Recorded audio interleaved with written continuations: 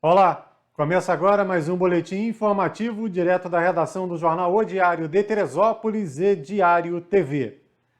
Mais uma suposta ação do governo municipal, mais um caso de fake news sendo divulgado através das redes sociais.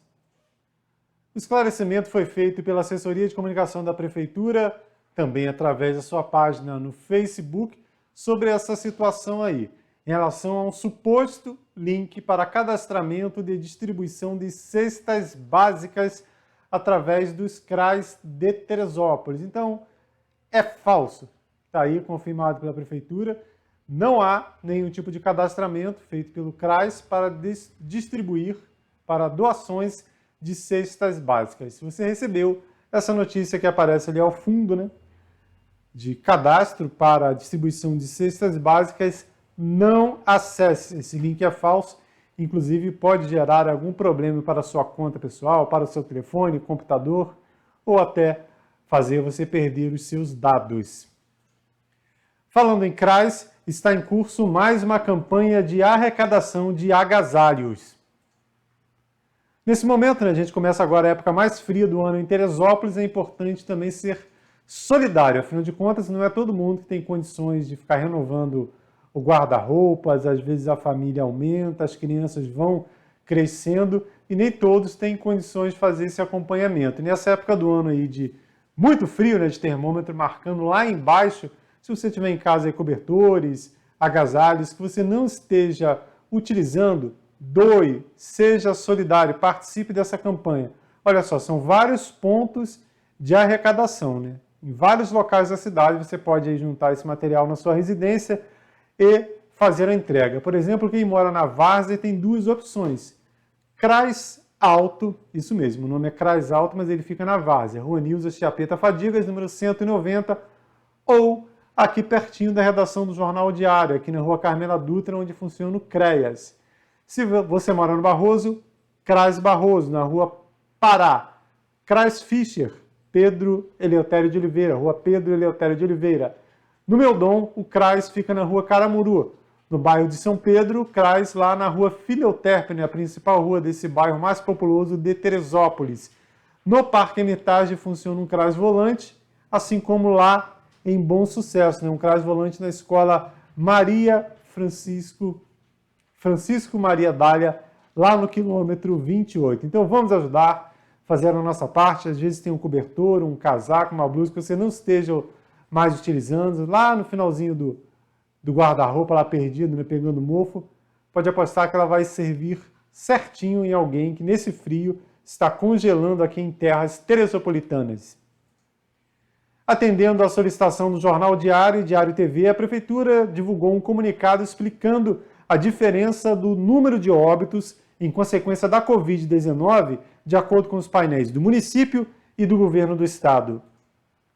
Segundo informa a Prefeitura, está aí, você vê, o último boletim que tivemos acesso, 649 mortes em consequência das complicações da doença aqui em Teresópolis. Porém, quando a gente acessa lá o mesmo painel do governo do estado, indica que já são 690. Olha só que diferença do número do município para o número do estado. Então, resumindo a resposta da Prefeitura, está aí ao lado. A Prefeitura informa que está terminando a investigação de todos os óbitos e uma revisão final. Essa revisão final poderá aumentar o número registrado até o momento ou diminuir. Está sendo conferido cada óbito dessa lista do governo do estado e esse processo envolve inclusão e exclusão de óbitos após investigação. Também, segundo a Prefeitura, primeiro, o estado recebe os dados primeiro e por isso que ele atualiza aí, o número está mais alto no estado. Ainda sobre esse painel, ali embaixo, ali, ó, em relação ao número de leitos, tem uma marcação só para você, teresopolitano, ficar esclarecido em relação à situação dos leitos.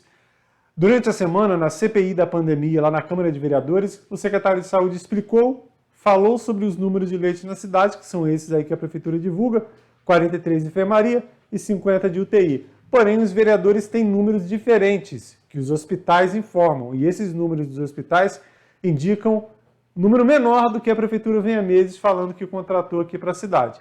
Aí, depois da CPI, a Prefeitura fez uma observação ali, ó, dos 50 leitos 3 não funcionam, estão inativos, ou seja, não tem 50, 47. E um leito ali é intermediário.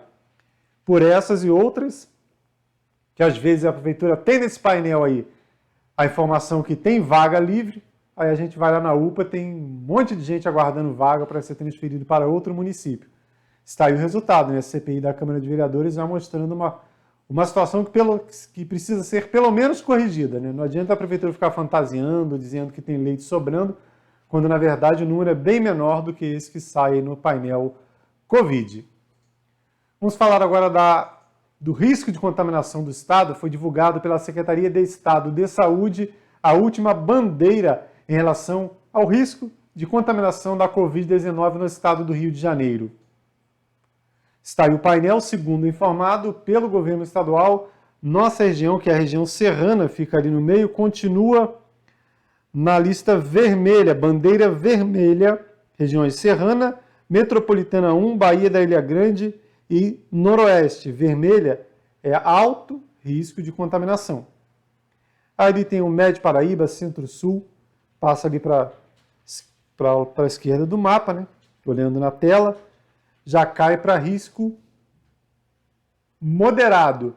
E lá no norte do estado, aquele amarelinho que a gente vê ali, indica risco baixo de contaminação. Então está aí essa atualização do governo do estado, né, que já deixa o alerta. A gente percebe que o número de casos tem diminuído aqui em Teresópolis.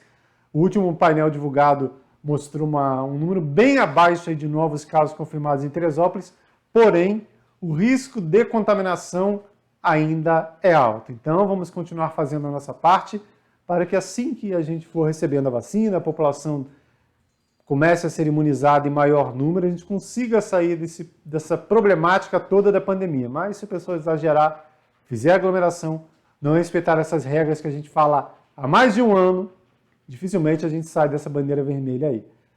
Bom, vamos agora para Brasília, para o Ministério da Saúde, falar de informações vindas lá de Brasília, do Ministério da Saúde, da Anvisa, sobre a liberação de novos medicamentos para o tratamento da Covid-19. Segundo o gerente-geral de medicamentos da Anvisa, a administração associada dos anticorpos Bamlanivimab e Etesevimab, em dose única, apresentou resultados promissores no tratamento das formas leve e moderada da Covid-19 em adultos e crianças com idade igual ou superior a 12 anos, com peso a partir dos 40 quilos e que apresentem comorbidades que possam aumentar o risco de progressão para a forma grave da doença. O tratamento tem que ser iniciado assim que for diagnosticado o teste positivo para SARS-CoV-2. A associação de anticorpos é contraindicada para pacientes internados por causa da Covid-19 que necessitem de oxigênio ou ventilação mecânica. É uso restrito ao hospital por conta da estrutura em que ele vai ser utilizado. Ele precisa de uma infusão, precisa de um ambiente em que tem um profissional de saúde que possa administrar esse medicamento, então ele não vai ser comercializado em farmácia. Segundo a Anvisa, o medicamento não apresentou eficácia comprovada contra a variante brasileira P1 da Covid-19. Mesmo assim, é mais uma ferramenta para combater a doença e reduzir o número de internações nos hospitais de todo o país. Com a presença do presidente da OAB do Estado do Rio de Janeiro, Luciano Bandeira, foi inaugurada a nova sede da Ordem dos Advogados do Brasil aqui no município. A gente tem um vídeo aí mostrando a inauguração da sede da OAB. Recebemos aqui, né? Falamos aqui na semana passada dessa inauguração aí da sede da OAB. E agora a gente recebeu esse material aí mostrando a inauguração, essa nova etapa aqui no município.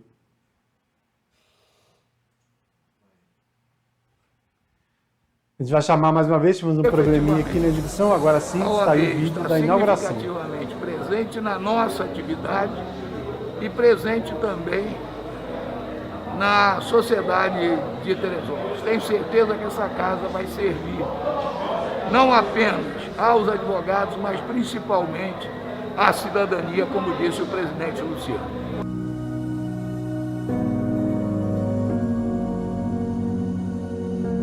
A A OAB continua estando à disposição da advocacia de todo o Estado e aqui nós estamos aptos a atender a todos.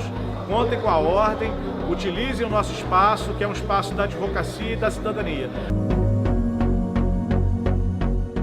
Eu estou muito feliz com essa inauguração, porque essa sede aqui, primeiro, que era uma dívida que a seccional do Estado do Rio de Janeiro tinha com Teresópolis.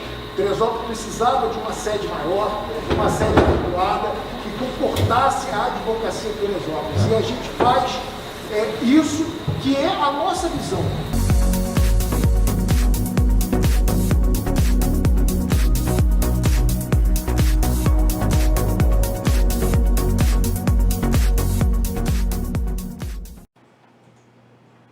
Na edição anterior do boletim, falamos da retomada da operação de fiscalização dos motoristas de aplicativo que trabalham de maneira irregular aqui no município.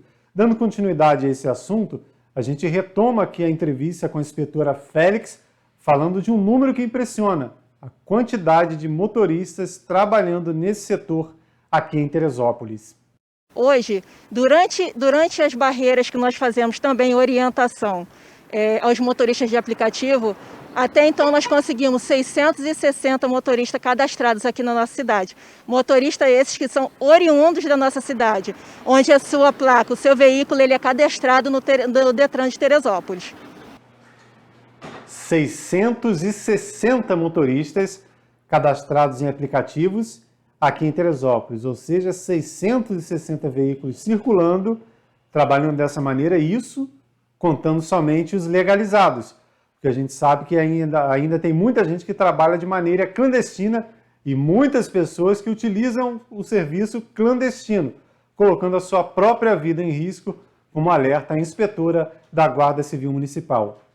A gente tem a Lei 3.639, que é a lei do município. Essa lei ela foi criada em 2018, onde é uma lei que serve para resguardar o passageiro também, onde nós temos o nosso cadastro, lá onde que fica a nossa base compartilhada, na rua Manuel Madruga, e todos os veículos que rodam de aplicativo na cidade, a sua grande maioria é cadastrado, onde a gente reconhece o motorista, reconhece o carro, se ele realmente está legalizado, que é uma coisa importante, e a gente fica mais seguro e proteger a população também, tendo em vista que a gente tem todo o levantamento, não só do motorista, como do veículo. Caso a gente precise de algum contato, caso aconteça alguma coisa entre o passageiro e o motorista, tem como a gente intervir na situação. Bom, se você quiser trabalhar dentro da lei de maneira legalizada, prestar o serviço certinho, basta procurar aí a sede da Guarda Civil Municipal ou ali a base avançada da Guarda Civil Municipal, que fica na Praça Olímpica, naquele predinho ali, junto com daquele posto da Polícia Militar. Qualquer horário tem Guarda Civil Municipal para te dar informação, para você se cadastrar, trabalhar dentro da lei, do aplicativo e garantir o sustento da sua família, não de maneira clandestina, como muita gente vem fazendo, inclusive colocando a própria vida em risco, né? Quando há legalidade, é bom para o passageiro e também é bom para o profissional do volante. O assunto agora é meio ambiente, né? Uma notícia boa, a ampliação daquele projeto de ecopontos incentivando a coleta seletiva no município. Está aí a nova relação, a Prefeitura divulgou aí uma grande ampliação do sistema de ecopontos, aí um trabalho da Secretaria Municipal de Meio Ambiente, através do secretário Flávio Castro, e fica aí, ó, se você quiser colaborar com o meio ambiente, separa lá o que é alumínio, o que é papel, o que é plástico, isopor, separa isso tudo pode ser reaproveitado e, inclusive, gerar renda para um grande número de famílias que depende da reciclagem aqui em Teresópolis. E agora são vários ecopontos. Antigamente a gente tinha um ou outro estabelecimento, eu mesmo faço coleta seletiva em casa, só tinha um ou dois supermercados, sempre era o maior trabalho levar, agora tem ecoponto na cidade inteira. Então fica aí a dica, olha só, no Alto, lá na Praça Higino da Silveira, na Várzea, são dois, um na Feliciano do Sodré, um na Lucilmeira, tem na Carmela Dutra, tem no Vale do Paraíso, lá na estrada Venceslau José de Medeiros, lá no Campus Unifeso, lá que é grande parceiro da Prefeitura, Unifeso, tem lá um setor de ecoponto lá no Unifeso Vale Paraíso, tem no Alto, tem em Albuquerque, Vargem Grande, Bom Sucesso, Santa Rita, Pessegueiros, Três Córregos, Agriões de Fora, que fica ali perto de Boa Fé, bairro de Fátima, ali na Casa de Cultura, em Quebra-Frascos, na Estrada Francisco Smoke, olha só quantos locais. Bairro de São Pedro, lá na Rua Pedro Struck, aquela pertinho da Praça do Tiro de Guerra. Tem no Golfo, lá no Hotel Alpina, e em Pimenteiras, lá perto do Corpo de Bombeiros da Polícia Militar. Então são muitos bairros. Se você quiser contribuir com o meio ambiente, com a diminuição, inclusive daquele volume de lixo que a gente vê lá no aterro, quer dizer, aterro já foi, né? No lixão do Fischer, basta fazer a coleta seletiva, faça a sua parte. E além dos ecopontos, tem um caminhão que passa nos bairros, quer ver? A gente tem aqui a rota. Olha só, além dos ecopontos, se você quiser ficar aí, se tiver, não quero levar no local lá, não quero botar no meu carro material reciclado, levar. Faça foto aí desse painel. Eu vou ficar um pouquinho aqui, faça a foto para saber os dias que o caminhão passa, sempre na parte da manhã, vai passar no seu bairro para fazer a coleta. Tijuca, segunda-feira, Tijuca, Parque São Luís, Bom Retiro, Meudon, Caleme. E ainda tem ecoponto lá, só deixar no ecoponto que o caminhão vai passar lá. Aí tem uma coleta na terça-feira, em outros bairros. Na quarta atende Albuquerque, Vargem Grande, atende o interior do município, no segundo e terceiro distrito. Quinta-feira atende a região do Panorama, Corta Vento. Sexta-feira a região da Barra do Imbuí, Golfo. Olha só, são muitos locais que o caminhão da coleta seletiva passa. Então, fica mais fácil, né? Se você não quiser levar os ecopontos, também pode ficar atento à passagem do caminhão da coleta seletiva, contribuir com o meio ambiente e, consequentemente, com a melhoria da qualidade de vida sua e da sua família, né? De toda Teresópolis. Vamos falar agora da vacinação contra a febre aftosa que está em curso em todo o país. Nessa primeira etapa da campanha nacional de vacinação contra a febre aftosa, serão vacinados bovinos e bubalinos de todas as idades. A expectativa é imunizar cerca de 170 milhões de animais. Essa produtora rural de um assentamento no Distrito Federal sabe a importância de imunizar o seu rebanho. A gente se preocupa com a saúde e o bem-estar dos nossos animais. Todo ano a gente protege o nosso rebanho contra a febre aftosa. A imunização do rebanho brasileiro é essencial para o país manter o seu reconhecimento internacional das zonas livres de febre aftosa. Conforme o calendário nacional, 21 estados estão realizando a vacinação dos animais neste período. Mas com a pandemia, o Ministério alerta para possível mudança no cronograma. O Ministério da Agricultura poderá, mediante avaliação e solicitação de cada estado, alterar o calendário de vacinação de forma a buscar a melhor cobertura vacinal com segurança a todos os envolvidos. Aqui em Teresópolis, o atendimento na Secretaria Municipal de Agricultura, que funciona lá no Parque de Exposições, quilômetro 7,5 da RJ-130, de segunda a sexta-feira, de meio-dia até às 5 da tarde. Você sabia que em Teresópolis fica o ateliê de um artesão especializado em construir ferramentas especiais, facas, espadas, entre outros? Vamos aprender um pouquinho sobre a arte da cutelaria com Daniel Coelho. O clima ameno, as belezas naturais e o ritmo de vida mais tranquilo continuam fazendo de Teresópolis um dos destinos preferidos de quem busca um caminho diferente da correria das grandes cidades. Mais um dos muitos exemplos disso é o do empresário e artesão carioca Daniel Coelho, que há 2 anos passou a morar no Parque do Imbuí, bairro onde pode manter estilo de vida bem diferente do que tinha no Rio de Janeiro e conciliar uma rotina menos tensa com um hobby que também acabou virando profissão, a cutelaria. Na oficina montada nos fundos da residência, ele aperfeiçoou os ensinamentos obtidos anos atrás e se aprofundou na arte de construir ferramentas de luxo. Em Teresópolis, passou a produzir facas e adegas diferenciadas e por vezes históricas, criando peças únicas que atraem olhares e clientes de várias partes do país. A reportagem do Jornal Diário e Diário TV foi conhecer o trabalho do profissional. Mas, antes de falar sobre a arte que nasce no aconchegante Parque do Imbuí e vai parar nas coleções e cozinhas de muita gente, importante destacar o que é a cutelaria. O ser humano, hoje em dia, ele se tornou quem ele é, fazendo ferramentas, né? Se destacou do reino animal com a capacidade de fazer ferramentas, e a faca para poder cortar um alimento, para poder ajudar na caça. Foi um dos pilares da evolução humana. E a cutelaria é isso, é a arte de fabricar do zero, através de matéria-prima, uma faca, né? Seja ela de campo, seja ela de caça, seja uma espada, uma luta, uma arma histórica, e a gente transformou isso em arte, né? Procura fazer uma ferramenta, que antes de tudo a faca ela precisa ser ferramenta, mas a gente procura fazer ela de uma maneira bonita, transformar uma ferramenta numa arte. Assim como em outras artes manuais, o trabalho mais lento e preciso permite a criação de peças únicas, com acréscimo de detalhes que não seriam possíveis ou, digamos, permitidos nas grandes produções. Afinal, por mais moderna que seja a máquina, nunca terá o olhar ou o talento de um bom profissional. Entre os muitos trabalhos realizados pelo cuteleiro, destacamos uma faca de luta e uma adaga histórica. A primeira chama a atenção pela geometria com fio agressivo, bastante afiada onde deve ser, e do outro lado, acabamento que auxilia em uma possível perfuração.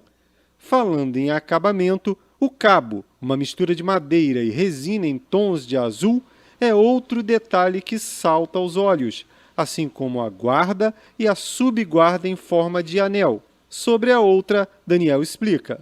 É uma adaga, e ela é uma adaga histórica, embora eu tenha colocado alguns elementos de um conjunto que eu estou criando, né? Mas ela tem todos os elementos que essa adaga ela precisaria ter. Ela tem o anel de proteção, porque era uma arma que era utilizada na mão esquerda, por isso o nome dela é adaga esquerda, que era usada na mão fraca, digamos assim, do usuário, como uma segunda arma, uma arma de defesa. Ela precisa ter um tratamento térmico, uma têmpera mais dura, um revenimento mais brando, digamos assim, porque em teoria ela seria uma faca para que na hora que a espada do adversário encontrasse com ela, ter a chance até de quebrar ou tirar o fio da faca, da espada do oponente, né? Quem vê as obras de arte reluzentes pode não ter ideia do longo caminho até ali, do aço cru e sem vida para as lâminas brilhantes e com cabos ou acabamentos em diferentes tons. É preciso passar o aço pela forja, aquecer a altíssimas temperaturas, dar muitas marretadas na bigorna, esmerilhar, lixar, voltar para o tratamento térmico para conseguir que as moléculas do aço cheguem à tensão desejada, trabalhar o polimento e outros pequenos trâmites até que a ferramenta chegue ao ponto de ser considerada uma verdadeira obra de arte, daquelas que merecem estar em uma coleção ou decorando ambientes especiais. Por isso, esse tipo de faca, por exemplo, não pode ter o mesmo preço de uma que você encontra facilmente em qualquer supermercado. O preço, ou valor nesse caso, pode variar entre R$300 e R$3.000, dependendo da peça e materiais escolhidos pelo cliente. Eu tenho encomendas, né? Às vezes um cliente vê um conjunto de cozinha que eu tenha feito, aí se interessou, pede de cozinha, ou ele tem um projeto mais especial, aí a gente conversa, vê como é que vai fazer esse projeto, o que é o projeto, para que ele quer, aquela faca. E eu faço muitas a pronta entrega também. Eu faço a faca que eu estou com vontade de fazer e aí quando eu estou terminando ou quando eu terminei eu começo a apresentar ela para a linha de transmissão que eu tenho, coloco em redes sociais e dali, felizmente, surge o cliente, né, para comprar a faca. Como citado no início da reportagem, a tranquilidade e o clima de Teresópolis são fundamentais para as criações de Daniel Coelho. Porém, a inspiração maior não vem somente das tardes geladas ou das grandes e diferentes árvores que cercam a oficina no Parque do Imbuí. Ela está bem pertinho, dentro de casa. Eu fui servidor público, eu tenho outra carreira, eu ainda tenho empresa, nós temos 2 empresas. Mas a cutelaria chamou. Eu, quando comecei a fazer faca, eu vi que era isso que eu queria fazer e tinha a possibilidade de trabalhar dentro de casa, perto da minha família. Poder ter com uma filha agora de 6 meses. Eu estou com saudade dela, eu saio daqui da oficina, entro em casa e vejo. Isso não tem preço.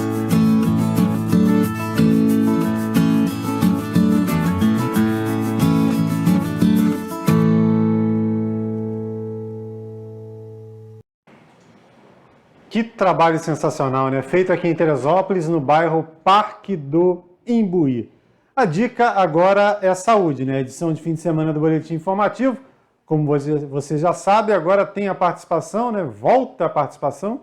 Eles nos ajudaram muito lá no tempo da pandemia, né? No começo da pandemia, aliás. E agora retornam dando dicas de saúde. A fisioterapeuta Isabel Pérez e o Pedrinho, falando sobre bebês, sobre gestação, nesse período de crise sanitária que a gente está enfrentando.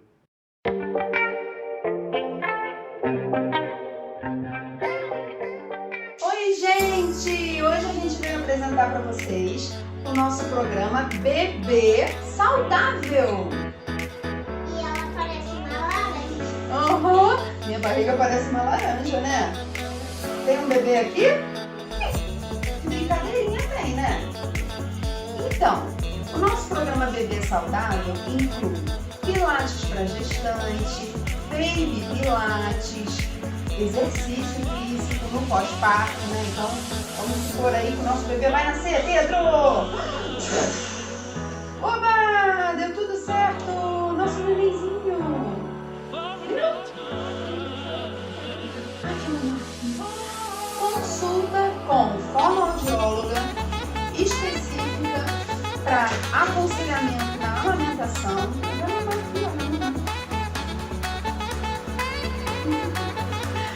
E também uma consulta com nutricionista.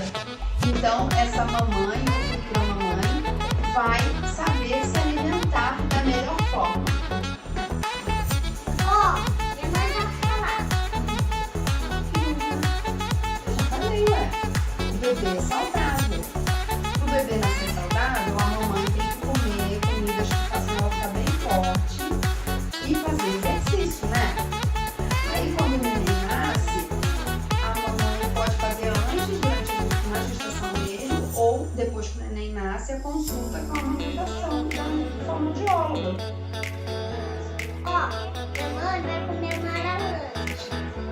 Isso é saudável? Sim! Isso é saudável? É. Sim! Então é isso, né, filha? Vamos pedir? Tchau. Fala assim. Tá fazendo um vídeo? Fala assim, ó.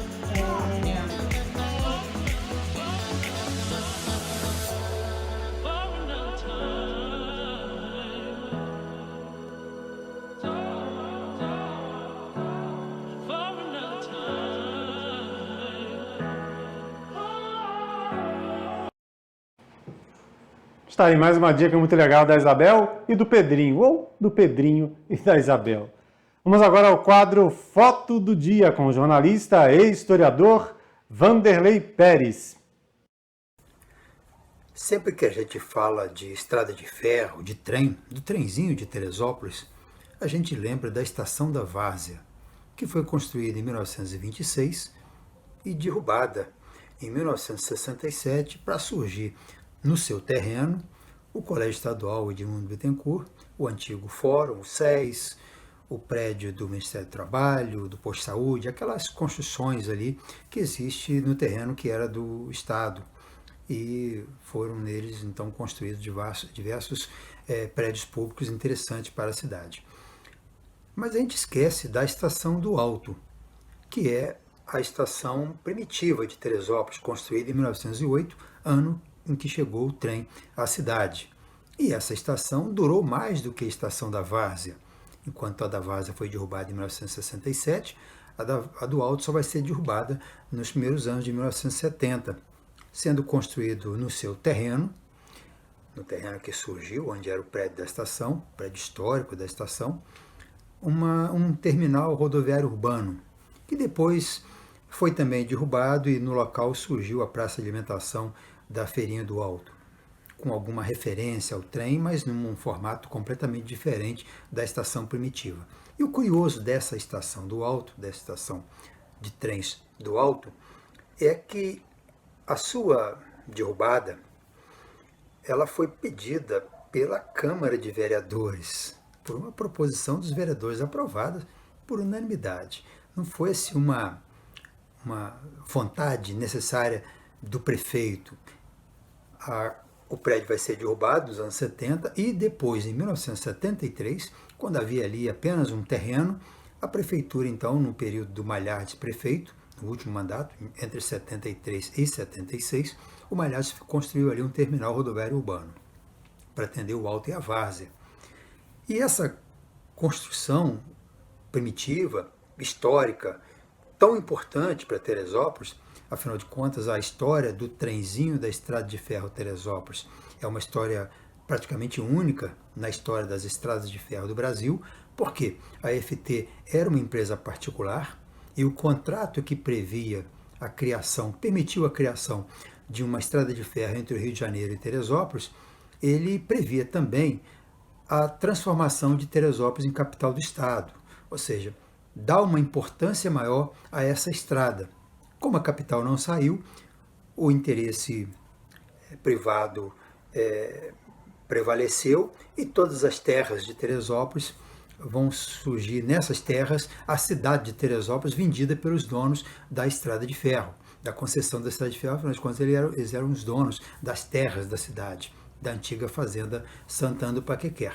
Mas, graças a uma falta de preocupação com o patrimônio histórico, todo esse bem tão importante foi perdido e a gente não tem um espaço onde poderia estar sendo contada a história do nosso trenzinho, ou até mesmo a história das estradas de ferro, do trem de ferro no Brasil inteiro. Afinal de contas, Teresópolis é uma cidade turística e é para isso que servem as atrações turísticas com relação ao trem que existem nas diversas cidades do Brasil. É isso. Fotografia do dia, a estação de trens do Alto. Lembrando que no fim de semana temos a edição impressa do nosso Jornal Diário de Teresópolis, que tem entre os destaques essa questão do grande número de motoristas de aplicativo aqui em Teresópolis. Temos uma reportagem falando da Serra dos Cavalos e as belezas vistas de cima, né? Muita gente não tem ideia de como Teresópolis é vista de cima a partir de um ponto, entre aspas, tão comum. Também uma reportagem especial da Nina Benedito sobre estilo, sobre dicas aí de consultoria de imagem, muito legal para você, mulher, homem. No fim de semana, edição de fim de semana do Jornal Diário de Teresópolis, também uma atualização daquela questão da CPI da Câmara de Vereadores, que apura a utilização dos recursos da Covid-19 aqui em Teresópolis, e também informações sobre a inauguração da nova sede da OAB e ainda uma reportagem para você, estudante, né? Você que pretende ingressar em uma universidade pública. Teresópolis terá um polo do CCIERJ para um pré-vestibular social. Dica na edição de fim de semana do Jornal Diário de Teresópolis.